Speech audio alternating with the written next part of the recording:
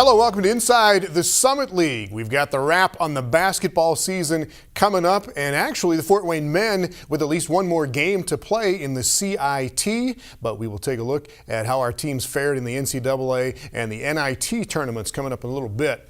But first, it is early, but it is baseball season. League games actually got going last week, and South Dakota State is one of the teams off to a hot start. The Jackrabbits have the player and the pitcher of the week. Newt Johnson went 7 for 14 at the plate, scored 8 runs in SDSU's 3 wins at Omaha, and teammate Ryan Fromm went 7 innings, allowed just 4 singles on Saturday as the Jacks beat the Mavericks 15-0. So here are this week's honorees, Johnson and Fromm, in action in that South Dakota State sweep at Omaha. Well, the Omaha baseball team has a new home field this season. The Mavericks will play most of their home games at Seymour Smith Park in the south central part of Omaha, down by Ralston and La Vista. So a new home field and a new head coach in Omaha as Evan Porter takes over this season. South Dakota State has a new coach as well, Rob Bishop, in his first year with the Jackrabbits. So the Jacks and the Mavs to open the Summer League season. Game 1, Nick Smith with 3 hits in the leadoff spot for the Jackrabbits. He is one of 3 guys for SDSU in the top 5 in the league in batting average right now. One of the others is the player of the week, Newt Johnson. He drives in 2 runs. SDSU gets 2 runs in the first, 1 in the second, 1 in the third, and 1 in the fourth, and the Jacks win game 1 5-2. Well, game 2 was the Ryan Fromm domination day. The Jackrabbit right-hander faces 24 batters, retires 20 of them, gives up just 4 singles in 7 innings. Complete game 5 strikeout shutout for Ryan Fromm as he gets to 3-1 on the season. Newt Johnson, 3 for 4 in this game, scores 4 times. And Philip Jacobson goes 4 for 4. He drives in 2 runs. The Jacks pound out 17 hits, and they win this one 15-0.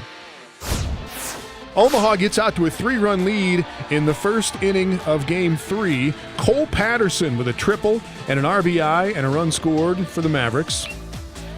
South Dakota State, though, ties it with 3 runs in the 4th. Skylar Wenninger with a double down the line to drive in a couple. And then the Jacks put 8 runs across in the top of the 6th. They get 5 singles and a double in the inning. Wenninger again with 2 more runs batted in. South Dakota State wins this one 13-4, and the Jackrabbits are off to a 3-0 start in Summit League play. Well, Oral Roberts is the other team off to a 3-0 start in Summit League play. ORU swept North Dakota State last week in Tulsa. Oral Roberts is picked to win the league again. South Dakota State picked 2nd, and then North Dakota State 3rd. So the Bison looking to bounce back after that opening series. Here is a look at what they are working on and working with this year in Fargo.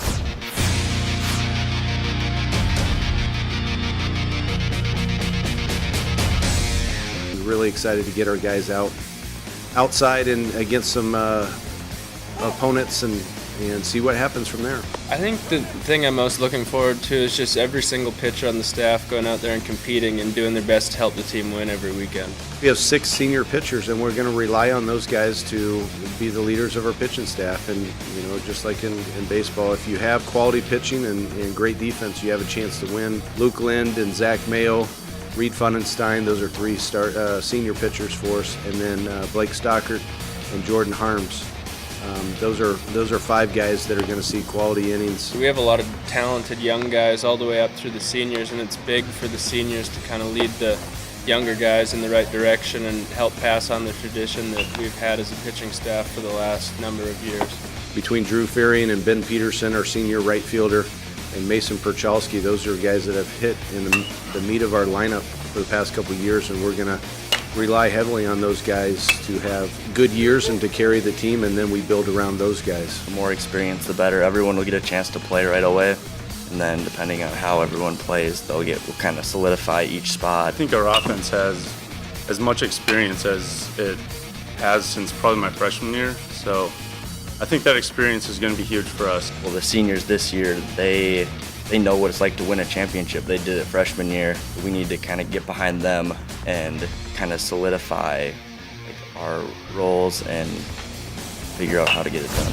Well, the Bison are at Western Illinois for 3 games this weekend. Here are the other games coming up this Friday, Saturday, and Sunday in Summit League baseball. Well, up next, the final word on the final games of the season for 2 of our Summit League men's basketball teams, while one of them is still looking to advance in the CIT. Inside the Summit League on Midco Sports Network is presented by Sanford Orthopedics and Sports Medicine, Dakota Land Honda, South Dakota Corn, and Grand Falls Casino and Golf Resort. Welcome back. There is still one Summit League basketball team playing in the postseason. The Fort Wayne men are still going in the CIT, the College Insider Tournament. And then we had one team in the NIT this year, one men's team, and that was Summit League regular season champion, South Dakota. Well, the Coyotes had to hit the road in the opening round of the NIT at Iowa City to take on the Hawkeyes, who finished tied for 5th this year in the Big Ten. And there were 7 Big Ten teams in the NCAA tournament this year, but the Hawks did not make the cut. Big crowd for this game, though, almost 13,000, and South Dakota plays well. Former Hawkeye Trey Dickerson with all 10 of his points in the first half for South Dakota as the Coyotes keep it close. Matt Mooney with 9 points in the first half. He would end up with another big game for USD. Iowa, though, had 2 freshmen play great in the first half. Isaiah Moss and Tyler Cook combined for 24 points, and the Hawkeyes have a 4-point lead at halftime. Iowa star Peter Jock opens the 9-point lead with a 3 early in the second half, but the Coyotes would cut it back to a 3-point game on a dunk by Tyler Flack. Iowa, though, slowly builds the advantage as the game wears on. Matt Mooney hits 5 threes, pours in 23 points for South Dakota. Flack throws down a few more dunks. He finishes with 16, but Iowa wins it 87-75, and South Dakota ends the season 22-12. They're a really good rebounding team and just big dudes. And they got hot. So it was tough. It was tough to keep up with that pace when they kept scoring at such a high rate. Well, great season for Mooney and the Coyotes. Iowa, by the way, lost to TCU in the second round of the NIT. Well, now to the CIT, the College Invitational Tournament, a 26-team postseason deal that's been around since 2009. And Fort Wayne in the opening round at home against Ball State. And the Dons put 6 guys in double digits. 13 points, 9 rebounds for Bryson Scott, 15 points and 12 assists for Mo Evans, and a season-high 27 points for Brent Calhoun. Fort Wayne beats Ball State for the first time in 5 tries. 88-80 is the final. And this is a little strange, but this is how they do it. Fort Wayne gets a bye in the second round based on their high KenPom ranking. So the Dons are into the CIT quarterfinals to be played this weekend. Their opponent yet to be determined. Well, the other Summit League men's team playing in the postseason this year was South Dakota State. And when we come back, a report from Salt Lake City on how it went down for the Jackrabbits against Gonzaga in the first round of the NCAA tournament.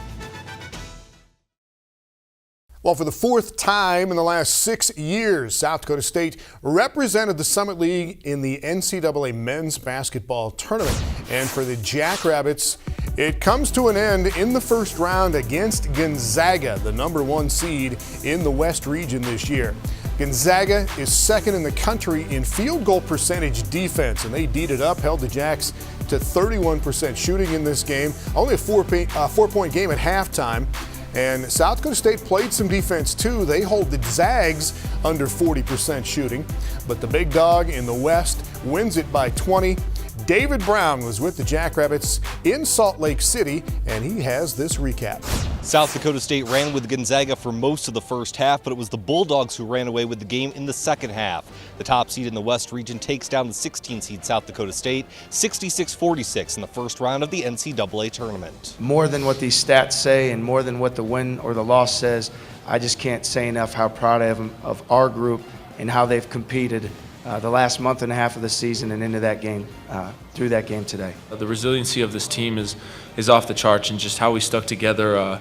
It just makes that stretch a really special for us, really emotional for us as we go through it. South Dakota State actually led this game for the first 18 minutes and 20 seconds until a Zach Collins layup put Gonzaga up 23-22 with 1:40 to go before halftime, and it was a lead that the Zags would never relinquish. However, it seemed like South Dakota State was executing its game plan early on. We came out strong. Did exactly what we wanted to do, executed offensively and defensively, defensively especially. It did feel like we had a bigger lead at a lot of points in that game. We were doing a really good job of just kind of packing it in and forcing them to shoot the three-pointers that they probably didn't want to shoot. You know, we got them late in the shot clock, and we kind of got them to a point where they just kind of had to hoist something up. And then our defensive rebounding was really good at that time. We were able to get a good push out on the offensive end too, coming from those defensive rebounds. South Dakota State had only one field goal in the final 7 minutes and 48 seconds of that first half, a Mike Dom three-pointer, and they were actually scoreless for the final 3.5 minutes of that first half. You think we can rewind and get a do-over on that period first? Yeah, no, we knew, we talked about it. At some point they were going to go on a run, and we didn't want to make that or have that be because of what we had did. We knew they were a very good team. At some point they were going to get going in transition, and we didn't want to cause our shot selection or turnovers to help ignite that for them. Despite the offensive struggles, SDSU was only down by 4, 26-22 at halftime. However, Gonzaga increased its lead to double digits in the first 4 minutes of that second half, and the Jacks never seriously threatened again. We needed to cash in on a few more of those opportunities. We kind of controlled the tempo and the flow of the game, and there was a couple possessions we probably didn't get the best shot at a time we needed it, and then there were some plays that we just didn't finish at times. So, you know, you felt like in the game that we had a little bit of a cushion, and then that quickly went away. So, yeah, we would have liked to try to create a little more separation and put some pressure on them, but they did an unbelievable job continuing to adjust and adapt through the course of the game and try to prevent us from doing that as well. On Wednesday, head coach TJ Otzelberger said he would take no moral victories away from this game, win or lose, but he was impressed with the Jacks' defensive effort. They held Gonzaga to just 66 points, its second lowest total of the season, and Mike Dom held up defensively against Gonzaga's trio of 7-footers. For the most part, when we were able to get better shots and we got our defense set in transition, we were able to be successful. I think our guys were really stubborn and sticking with the game plan that we had employed. Obviously, they're a huge team physically, and you've got to figure out how do you want to protect the paint. I thought the focus that our guys showed was critical. I also thought it's just there's something about sports where you just have a look in your eye and you look at your opponent and say, you're going to be in for a fight tonight. And I think our guys did that from start to finish. Offensively, however, it just never clicked for South Dakota State. They shoot 31% for the ball game and record their lowest point total of the season, 46. They had hands up every time we were taking shots, and they did a good job being physical with us and not letting us have open cuts and stuff like that. So just give them credit to them. They did a great job tonight. There's a reason why I think by all the analytic measures they're the second best defensive team in the country, and they have great length. They have great athleticism. They have physical size.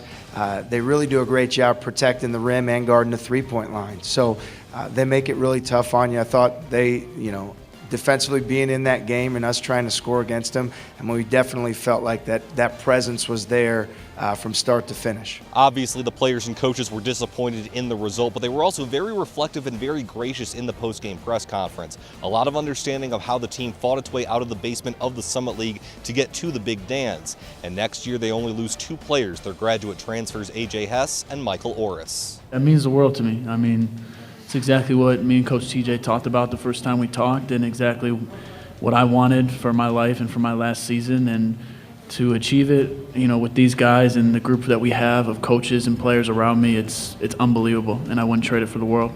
That was a really, really confident, well-coached, and tough physical team. I was very impressed with South Dakota State live. Basketball games are important.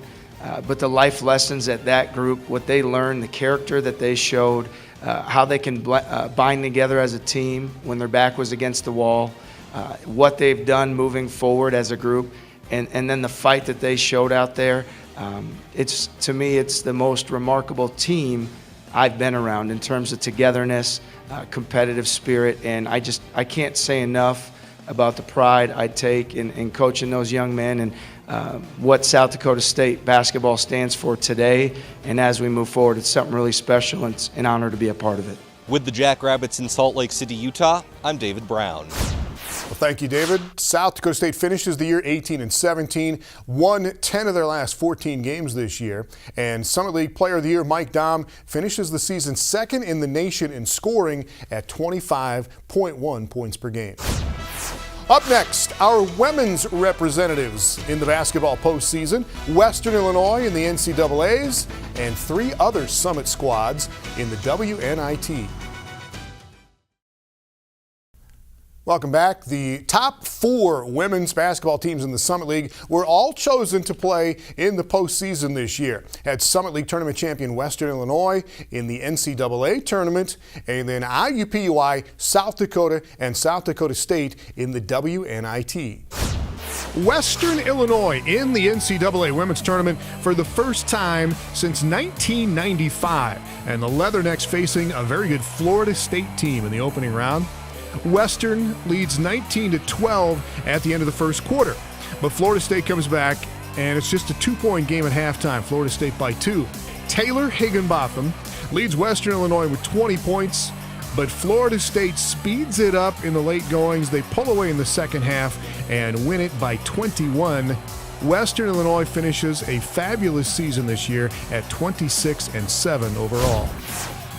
In the WNIT, South Dakota at Iowa in a second-round game. The Coyotes beat North Dakota in the opening round.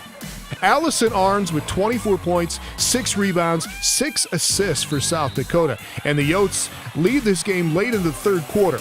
But Iowa gets 33 points from 6'3" sophomore Megan Gustafson. 11 of those 33 coming in the fourth quarter. Iowa knocks off South Dakota 78-73. And USD finishes the season 23-9. And so does South Dakota State, same record.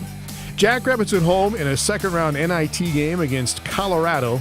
South Dakota State comes from 13 points down in the second half. They tie it up and send it into overtime, but they come up on the short end against Colorado, 81-75. And this was a first-round game in the WNIT. IUPUI falls at St. Louis. Michael Rogers with 17 points in her last game for the Jaguars. IUPUI ends a great season as well with 24 wins this year. Coming up next, we get our golf on. How Denver is doing it this year when we come back on Inside the Summit League. Inside the Summit League on Midco Sports Network is presented by Sanford Orthopedics and Sports Medicine, Dakota Land Honda, South Dakota Corn, and Grand Falls Casino and Golf Resort. Well, Summit League golf teams have been playing all over the southern United States in the last few months, getting ready for the Summit League Championships coming up at the end of April.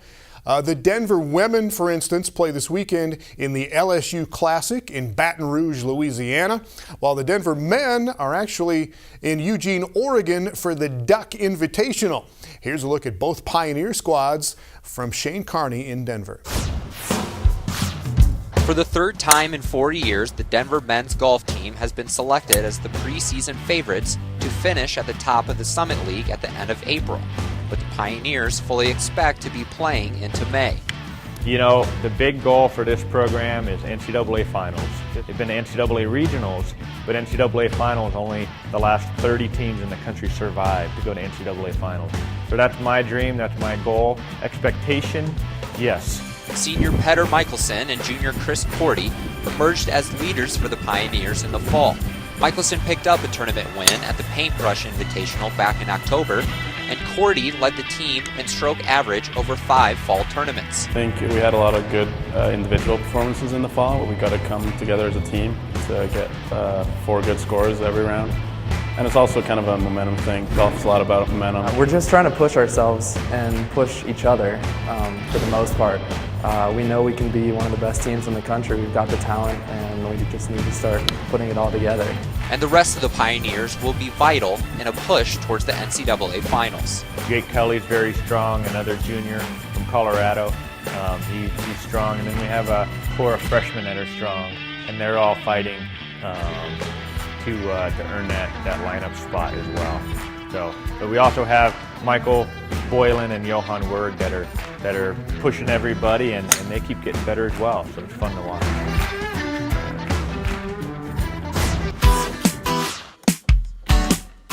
The Denver women's golf team is currently on a 3-year Summit League championship streak. While that says a lot about the success Coach Lindsay Kuhl has established with the program, she believes this year's team has the depth to go even further. So we focus a lot on the process, we focus a lot on what we can control, but we are talking more about the national championship this year than we ever have. Because we have such great depth and a great team, that's our #1 goal, is to get to it. Kuhl expects her 2 seniors, Marielle Brun and Jessica Carty, to lead her Pioneers this spring. Carty took last year's individual conference title, with Brun coming in second, just 4 strokes behind. And both are looking forward to another successful season. Going back to a lot of the tournaments that I've got to play before, having that experience definitely carries over, and will give me confidence going into it. But probably also going back to the conference championship, we know that course pretty well, and I have some good memories there from last year, so that'll be fun. Spots 3 through 5 will be highly contested, with Coach Kuhl looking for the rest of her Pioneers to step up to provide reliable, consistent depth. I'd like to have the 5 set come the end of spring break and the end of March before we head to Georgia, because I think that, like I said, it will just give our 3, 4, 5 players confidence, knowing that they're going to play on the team and that they can relax and work on their games. Thank you, Shane. You can check out the Summer League website for all the schedules and all the scores. See you next week.